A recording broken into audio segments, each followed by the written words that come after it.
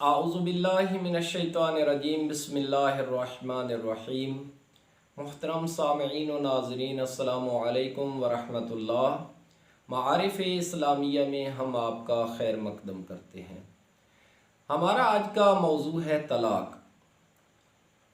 अक़्दुन निकाह यानी रिश्ता इज़्दिवाज मर्द और औरत के दरमियान एक मुआहिदा है, जिस मुआहिदा पर अमल करना मर्द व औरत में से हर एक की ज़िम्मेदारी है और हर एक की अपनी अपनी ज़िम्मेदारी है। अब अगर सूरत हाल ऐसी बन जाती है कि मर्द या औरत या दोनों अपनी अपनी ज़िम्मेदारियों पर अमल न कर रहे हों, नाचाकी की सूरत बन जाए, इस रास्ते में मुश्किलात हो रही हों, तो शरीयत मुक़द्दसा ने इनके करीबी रिश्तेदारों को ये हुक्म दिया है कि वो दरमियान में आएँ और उन दोनों के दरमियान सुलह सफ़ाई करवाएं। अगर सुलह सफ़ाई का कोई रास्ता ना निकल रहा हो तो फिर शरीयत मुक़द्दसा ने अबग़ज़ुल हलाल के तौर पर शौहर को ये इजाज़त दी है कि वो इस मुआहिदा को ख़त्म कर सकता है। इसी मुआहिदा के इख्तिताम का नाम है तलाक़।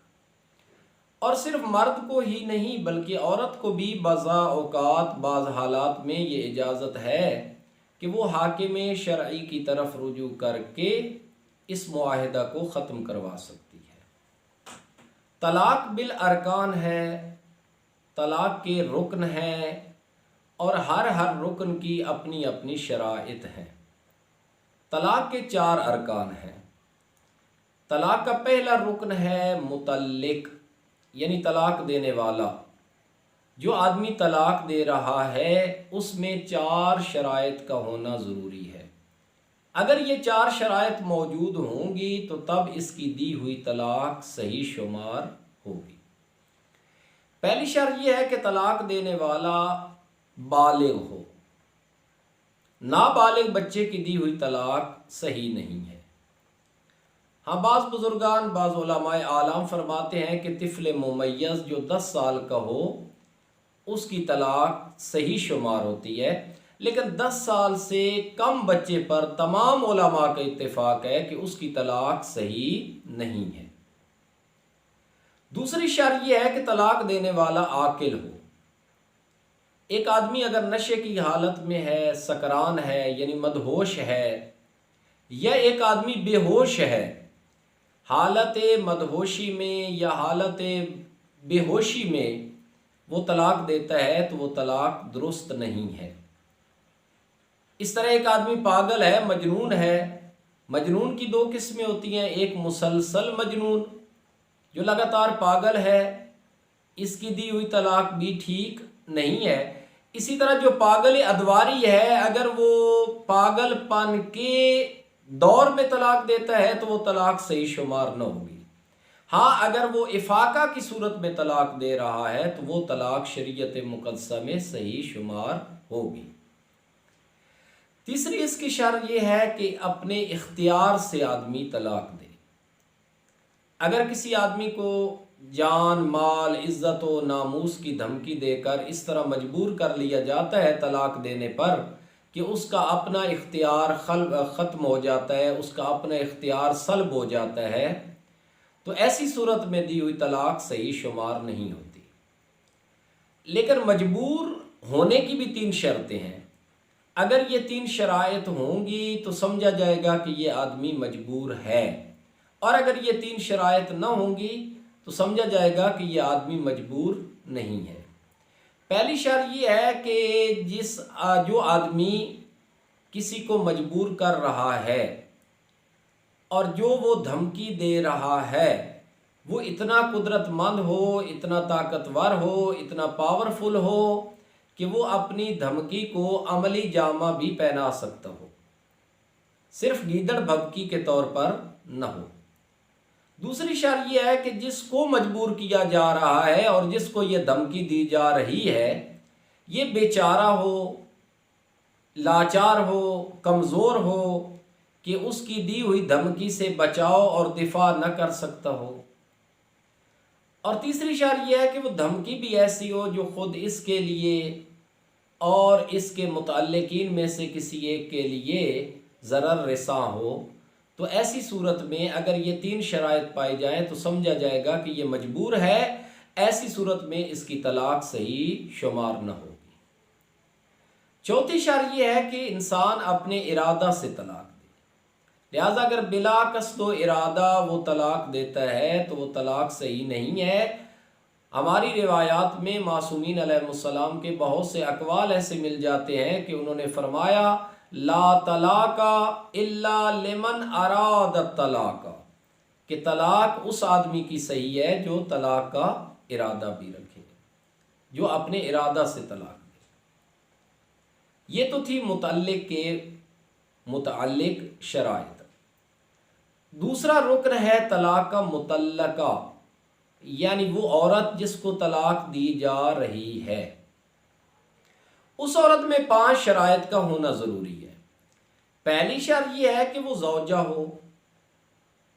अगर एक औरत मिल्के यमीन की वजह से किसी आदमी के तसर्रुफ में आती है, वो उसके साथ हम बिस्तर होता है, मुबाशरत करता है, तो इसमें तलाक नहीं है।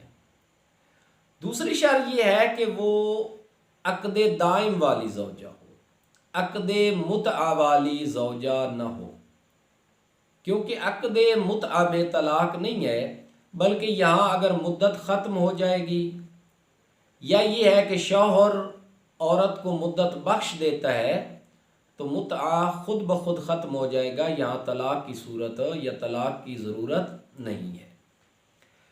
तीसरी शर्त यह है कि औरत को उस तोहर में तलाक दी जाए जिस तोहर में शौहर ने उसके साथ मुबाशरत न की हो। तोहर कहते हैं कि औरत हैज़ व निफास से पाक हो। अगर ऐसे तौर में आदमी जिस तोहर में उसने अपनी बीवी से हमबिस्तरी की है उस तौर में तलाक देता है तो शरीयत में उसकी वो तलाक सही तसव्वुर नहीं होती। हाँ, अगर उसकी बीवी सगीर सन है, बहुत छोटी है, नाबालिग है, तो फिर अगर वो उसके साथ हमबिस्तर भी हुआ है बिलफ़र्ज़, तो वो उस तौर में भी तलाक दे सकता है। या वो औरत या ऐसा हो, यानी अगर वो करशिया है तो 60 साल की उम्र से ऊपर हो, अगर वो गैर करशिया है तो 50 साल की उम्र से ऊपर हो, या 50 साल 60 साल की हो। या ऐसा हो अब अगर इसने उसके साथ मुबाशरत भी की है तो वो उसको तलाक दे सकता है। इसी तरह यह है कि औरत उसकी हामिला हो तो फिर भी तलाक दी जा सकती है। चौथी शर्त यह है इस औरत की कि औरत मुअय्यन हो। अगर एक आदमी की 2, 3, 4 बीवियां हैं तो उनमें से मुअय्यन करे कि वो तलाक किसको दे रहा है। नाम के ज़रिए, इशारे के ज़रिए या किसी और चीज़ के ज़रिए मुअय्यन करे कि मैं फ़लाँ बीवी को तलाक दे रहा हूँ। अगर कहता है आहदो कुन्ना तालिक, तुम में से एक को तलाक है, तो वो तलाक उलमा फरमाते सही शुमार न हो। 5वीं शर्त यह है कि औरत हैज़ और निफास से पाक होनी चाहिए जब आदमी उसको तलाक दे रहा हो। शर्त यह है कि औरत मदखूला हो, यानी शौहर ने उसके साथ मुबाशरत की हुई हो और शौहर भी हाजिर हो, यानी उसके हालात से आगाह हो। लेकिन अगर औरत मदखूला ही नहीं है, यानी उसने निकाह किया, अभी तक उसके साथ हमबिस्तर हुआ ही नहीं और तलाक देता है, तो फिर हैज़ की सूरत में भी उसको तलाक दी जा सकती है और वो सही तसव्वुर होगी। ये तो थी मुतल्लका। तीसरा रुकन है सीग़े तलाक के लफ्ज़ तालिक, जब इसके साथ किसी चीज़ का इजाफ़ा किया जाए, मसलन वो अपनी बीवी का नाम लेता है फ़लाना तो तालिक, या कहता है अंत तालिक या हाज़िही तालिक, या एक आदमी किसी को वकील बनाता है कि मेरी तरफ से आप सीग़े तलाक जारी कर दें, तो फिर वकील इस तरह कहेगा ज़ौजतु मुवक्किली तालिक, ज़ौजतु मुवक्किली तालिक। चौथा रुकन है गवाही, शहादत, कि ये सीग़े तलाक एक बालिग आकिल मर्द दो आदिल गवाहों के सामने जारी करे और वो दोनों इकट्ठे बैठे होंगे, यानी एक वक्त में ही दोनों के सामने सीग़े तलाक जारी करे। अगर एक आदमी एक आदिल के सामने एक मरतबा सीग़े तलाक जारी करता है, फिर एक और आदिल आ जाता है उसके सामने सीग़े तलाक जारी करता है, तो उलमा फरमाते ये तलाक सही शुमार न होगी, बल्कि तलाक सही तब शुमार होगी जब दो आदिल गवाहों की मौजूदगी में एट अ टाइम तलाक दे और आदिल हों।